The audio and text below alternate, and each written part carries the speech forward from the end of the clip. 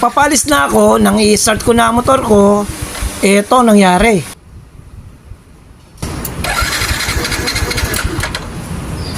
Ayaw na mag-start?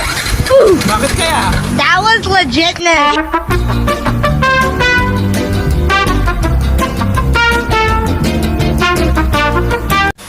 Yun naman pala, nalobat na yung battery ko dahil ginagamit ko siya sa loob ng 4 na taon na. Kaya ito, napili na tayo bumili ng bago. At syempre, pag bibili ka ng mga ganitong pyesa, kailangan dun sa sigurado at alam mong totoo para iwas dun sa panloloko. May kamahalan nga lang pero nakakasigurado ka naman na totoong pyesa yung nabili mo. A few moments later. Kaya yun, nung kinabit ko, walang 1 segundo, tumakbo na agad yung motor ko. Wow! I feel good. I knew that I would.